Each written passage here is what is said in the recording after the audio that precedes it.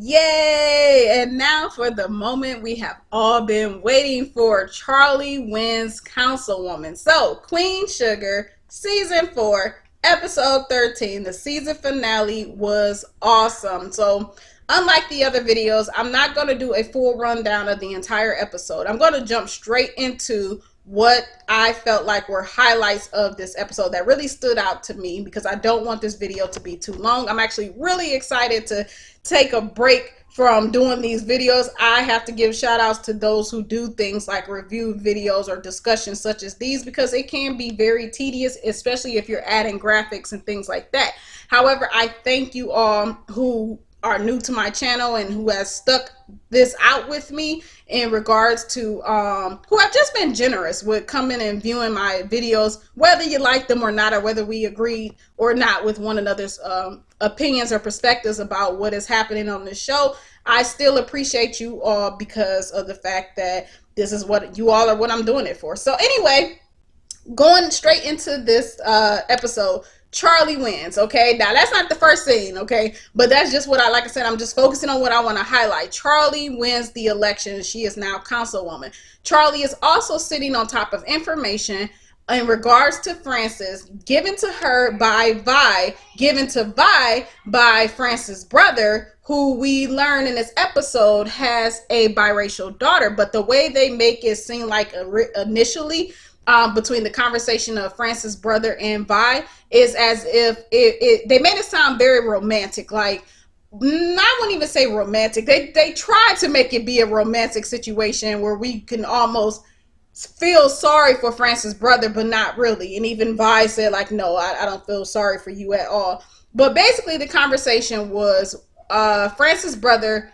gave Vi the documents on Frances, in which he ended up asking Vi had he heard from a woman by the name of Betty, who, if you put two and two together, it sounds like Betty is this black woman that he met back in the day and he procreated with, and they had a child who went to Spelman. But it made it sound like he fell out of contact with her, and the way he was asking about her, it was as if he hasn't ever had contact with the daughter. So that is something that we end up learning. And it's almost like the writers wanted the audience to feel something for this man, but something told me like no, because even that situation just didn't sound right. Like, it's like you created a child and you didn't take care of it. I don't give a damn what the circumstances was, interracial love or not. That is your child. That is a part of you. So no sympathy here. But anyway, hold on to that information because we're getting into it. So Charlie wins the election, but not needing that information, that dirt on Frances. She doesn't need it yet. Now, eventually, at some point after winning the election, Charlie does use the information to turn into the authorities because it's a ton of dirt on Frances, the things that she has been doing illegally, the people that she is paying off, whatever dirt she has been doing to make this highway come into fruition, and whatever other things that she has been doing.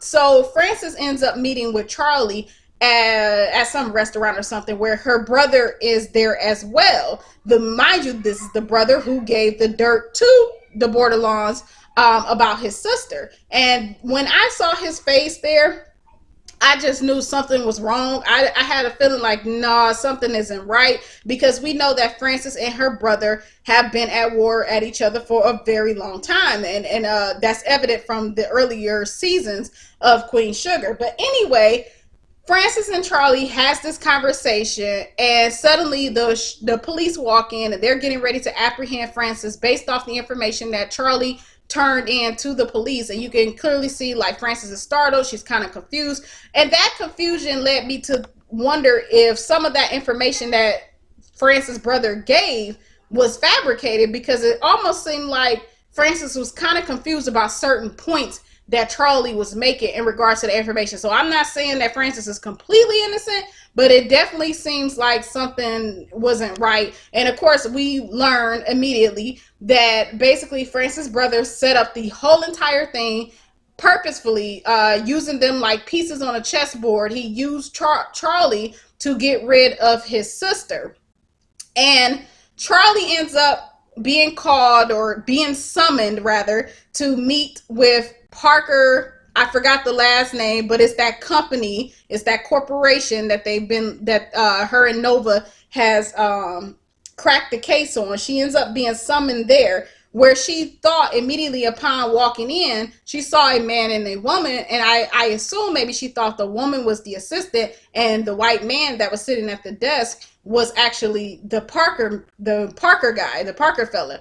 But actually, no, it turned out it seems like the white man was the assistant, and the woman that turns around, which I assume to be a biracial woman, was actually Parker, and she did introduce herself as such. So basically, what we learned in this scene is that Parker is not only a black woman, or biracial woman rather, but then on top of it, her father is Francis' brother, and they've been working together to bring down the border loans and bring this highway to St. Joe. So the whole scene was bananas. I really enjoyed the scene, the intensity in the eyes of Charlie Bordelon and Parker was awesome. It was very awesome. And I think what is even more interesting about what just transpired in episode 13 is the fact that we've been so used to seeing Charlie take down men and stand up against men, that I think it is a challenge for her to stand up against a woman, because it seems as though Charlie is really about women empowerment, because that is who she is.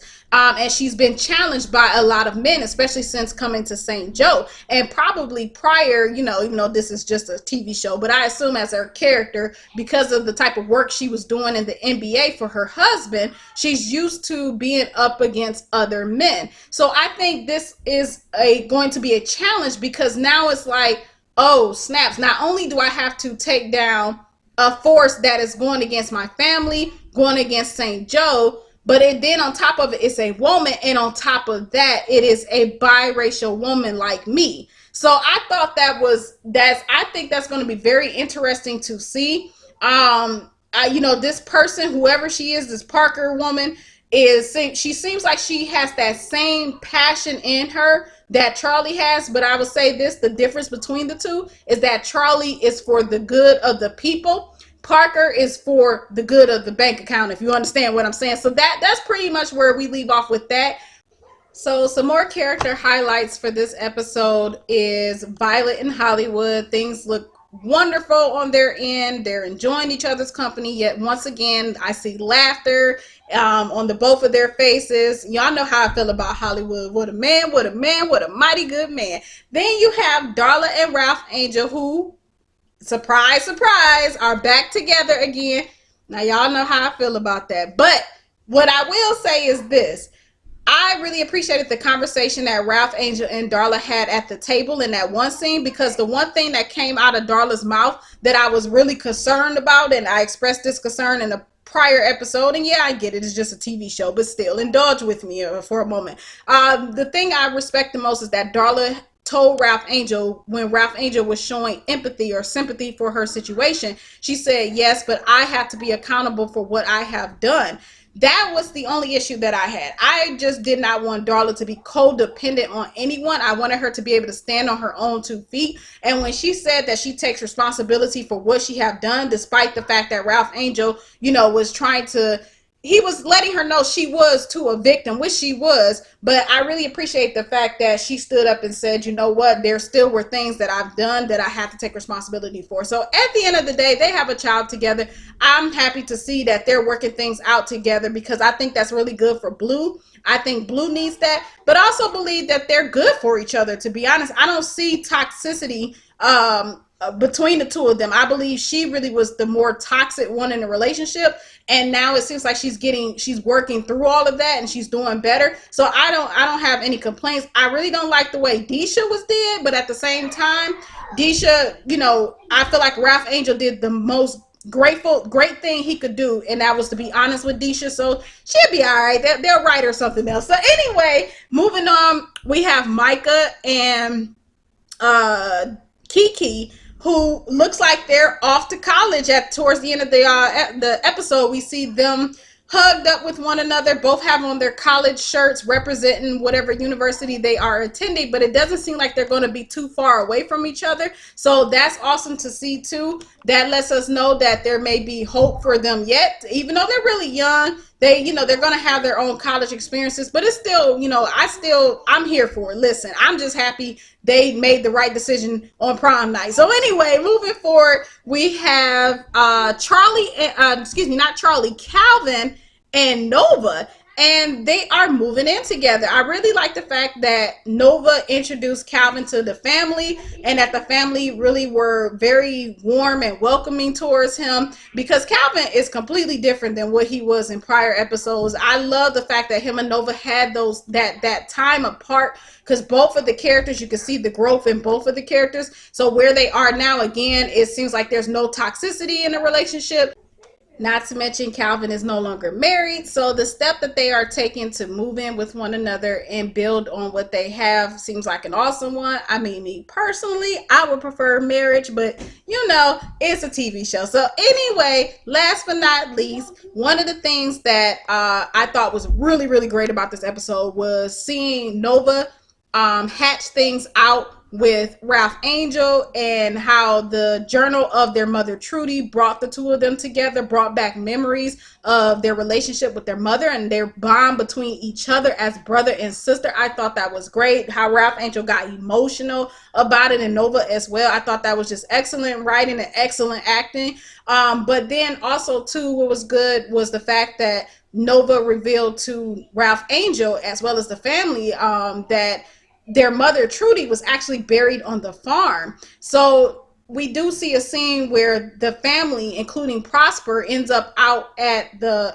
farm, and they're out. They basically discover where Trudy is buried. I assume that's what the writers were showing, that Trudy, the mother of Ralph Angel and Nova, was buried on the farm. So we see a scene where the family is gathered there, like holding some sort of vigil for her, and they got a tombstone for her. So I just thought that was really, really dope, and really, really moving. And it was a really good episode. I have no complaints. I think this season was excellent. Again, I might have overplayed the storm anticipation, because to be honest, even with this episode, it was a lot of awe factors, but I didn't see anything like that was really a tremendous climax, like a really tremendous, oh my gosh moment. So, either way it go, it was really, really great. I look forward to seeing what will happen next season. You all let me know what you think in the comment section. Again, I appreciate you all for sticking this out with me. See y'all next season. Peace.